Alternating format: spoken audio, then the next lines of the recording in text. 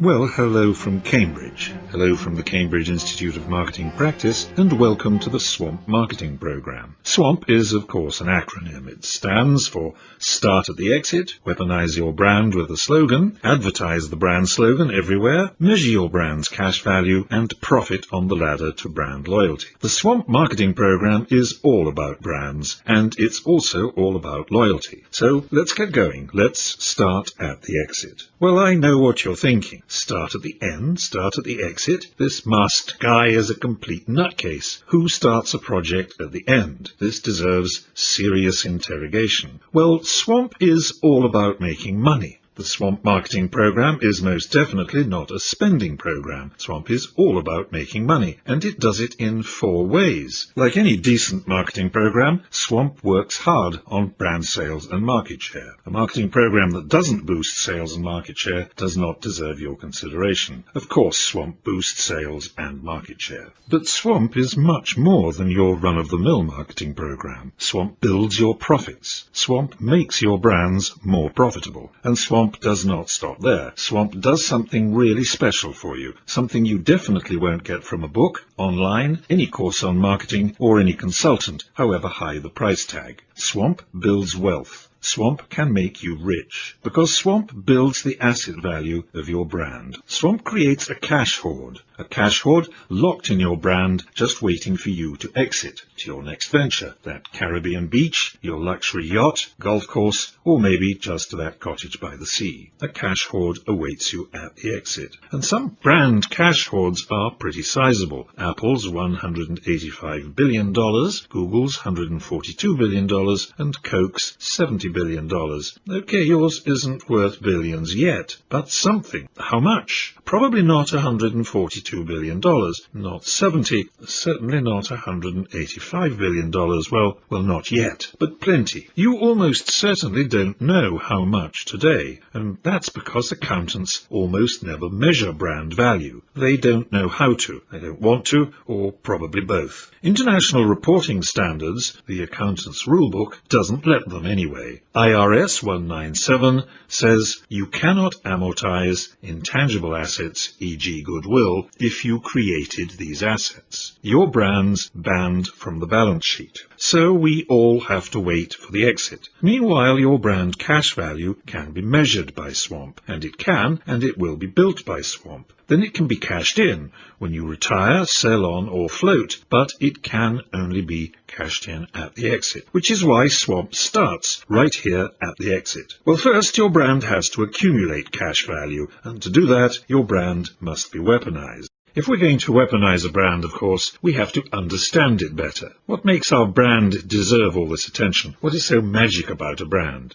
When we, any of us, think of spending money on something, it's a product we mostly decide to buy, something quite generic, not usually a brand. But when it gets to the moment of truth, the purchase action, we always choose a brand. Let's look at a few concrete examples. Let's say I want something to wash my hair. I look for a shampoo. Shampoo is a product, a generic to get my hair clean, beautifully clean, free of dandruff maybe. But when I get to the store or click on Amazon, I choose a brand. In my case, Head and Shoulders. Look, no dandruff. We fancy a whiskey, but we choose Jack Daniels, a brand. We decide to buy trainers, a product, but we probably choose Adidas, or Nike maybe, a brand for sure.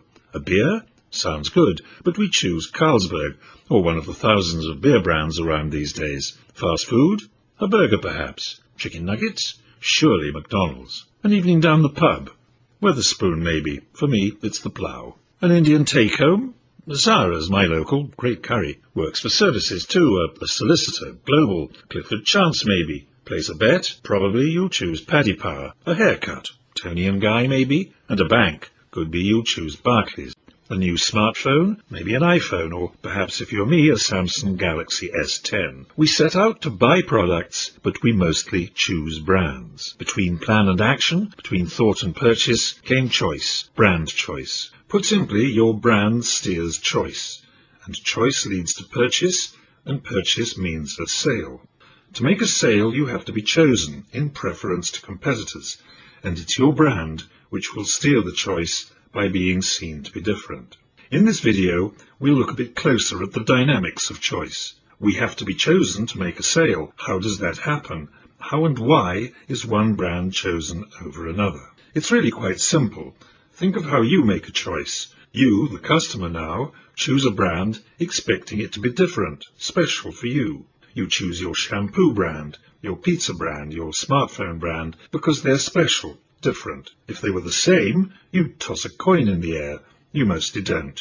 You choose your brand because it is different. And if you choose a brand repeatedly, it's because you expected it to be different and special each time. Think of a time you bought the same brand more than once, and maybe even several times. How did that repeated choice come to be made? You expected the brand to be different. You then discovered the brand to be different, and afterwards you remembered that it had been different as you expected. Let's repeat that because it's central to the whole theme. You, the customer, expected the brand to be different and special. You discovered the brand to be different and special. You remembered the brand to be different and special. And you bought it again. So now let's turn that around and challenge your brand. Is your brand going to be chosen repeatedly? Yes or no? Does your customer expect the brand to be different, special? Does your customer discover the brand to be different and special when it's bought and experienced? Does your customer remember the brand to be different and special each and every time? If the answer is a resounding yes,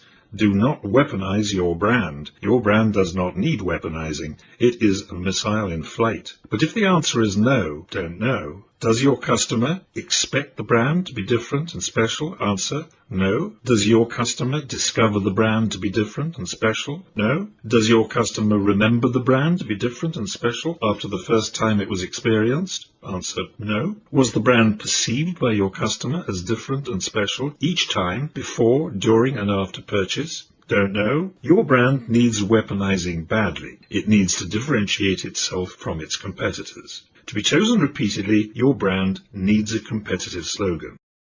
So, to complete the weaponization of your brand, we will build us a slogan. Let's understand our objectives here. It is to remind people we are different from competing brands. Look at me, says your brand. You will discover that I am different and special. See, I am different and special. Remember me from when you tried me. I am different and special. But your brand has no voice. You must speak for your brand with a slogan, a tagline, a claim, or a mantra. Well, hold on, you say. Slogans are not really my bag. Well, it can be done, and you don't have to be an expert. The steps are quite simple. First, ask your brand, who are its competitors? Most have several. McDonald's has Burger King, Domino's, Papa John's, Kentucky Fried Chicken, and more. Next, interrogate your brand until it confesses to its strengths. What makes it different, special? Then, without fail, set your slogan objectives, and write those objectives down. If you don't, you will certainly fail. P&G calls this text a copy strategy, and I do too out of habit, but it doesn't matter what you call it, as long as it runs roughly as follows. The objective of this slogan is to persuade customers, we'll call them X, that my brand, Y, is different from competitors. Then all you have to do is write the slogan which sets you apart.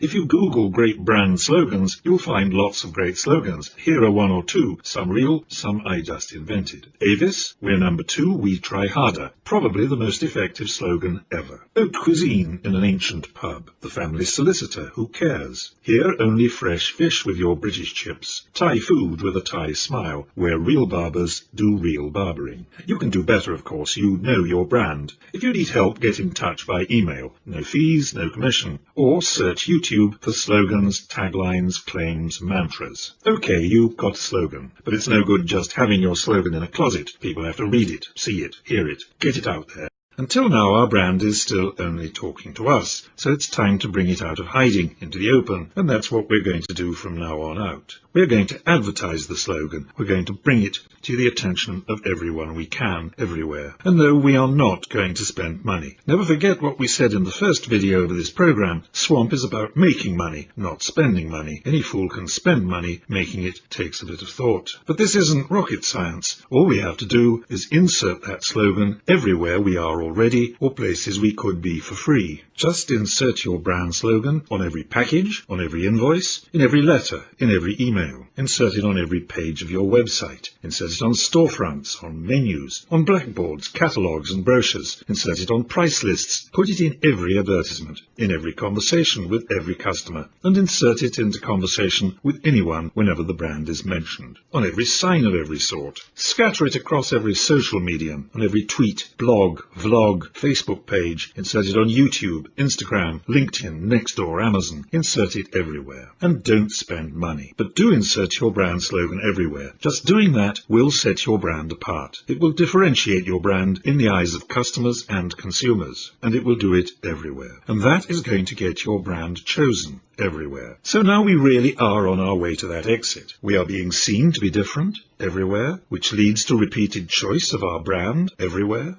which will in time build up that hoard of brand cash value at the exit. And now it's time to measure that value. It was Ronald Reagan, 40th President of the United States of America, who said memorably, "When you're up to your armpits in alligators, it's easy to forget you came here to drain the swamp." Well, our project is straightforward. We came to drain no swamp. We came to make money. Business isn't all about making a quick buck. Business is about making money in the long term too, and that is easily forgotten when the alligators are nibbling. Business is about making money today, tomorrow, and until we choose to give it up. So here's the question. How much money is our brand making now? Well, probably more than you think. Remember, your brand makes money in 4 ways. Properly managed, your brand increases market share. It gets chosen over its competitors. Your brand drives sales and income. Choice leads to purchase. Each purchase is a sale, and a sale is income. Your brand boosts profitability. A brand which is regularly preferred and chosen can get a better price than a brand which is bought on the toss of a coin. A well-managed brand is profitable. But your big cash bonus comes from your brand's ability to store asset value. Your brand stores cash. It stores lots of cash. We've seen how much cash a brand can store before. Nike, $30 billion. Coke, $70 billion. Google, $142 billion. And Apple, a measly $185 billion.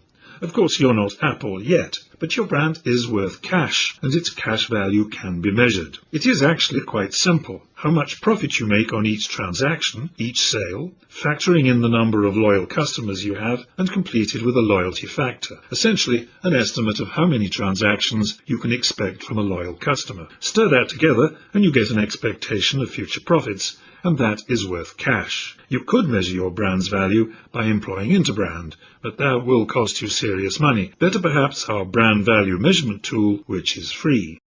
So, here's the question. How much money is your brand worth right now? Well, that's a question easily answered if you can afford Interbrand. They are very good, but they're certainly not free, so you might want to give ours a go first. It's actually quite a simple recipe. Take the profit you make on each transaction, each sale, add in the number of loyal customers you have, and complete with a loyalty factor. How many transactions you can expect from a loyal customer. Stir that together and you get an expectation of future profits, and that is worth cash. So, let's take a closer look at this gizmo. Let's go put the tool to work. As you can see, there's a lot of text to follow and an Excel spreadsheet. You could freeze frame the video and screen grab the slides, and that's fine. But if you'd like the text as a Word file and the Excel template, send us an email to swampbusinessplan@gmail.com and we'll send you the files. Yours for free. No strings, no follow-up, unless you ask. The tool is based on a simple mathematical formula. Z times D times G equals brand cash value. Z is the profit per brand transaction, the variable profit on each unit of sale. D is the number of customers you judge loyal to your brand.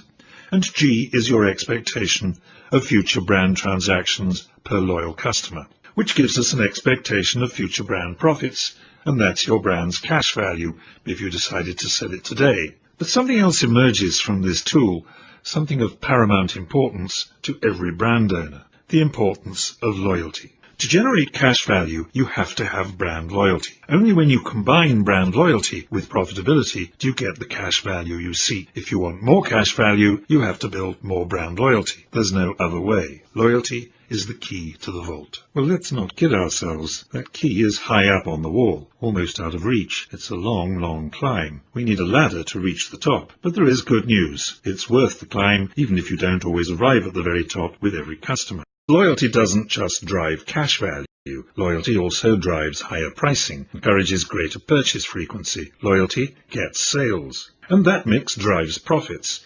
The closer to loyalty, the greater the profit. More profit on every rung of the loyalty ladder. Which brings us to the final topic of this video. What is this loyalty ladder, and what is it for? Put simply, it maps the way from ignorance of a brand's existence to loyalty.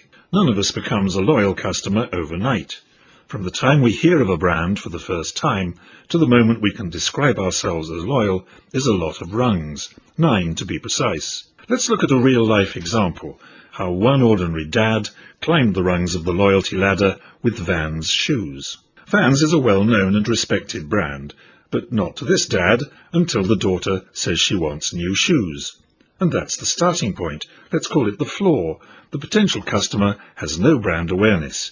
She wants a pair of shoes.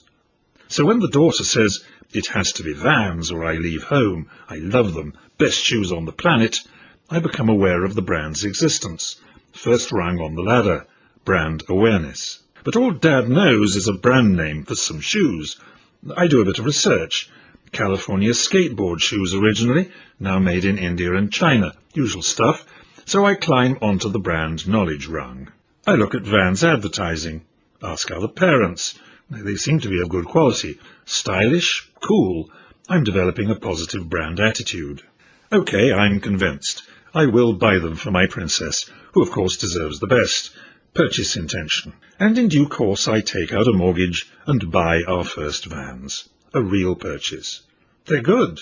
Deliver what they say on the tin. We're satisfied. We're on the satisfaction rung. We buy another pair. Repeat purchase.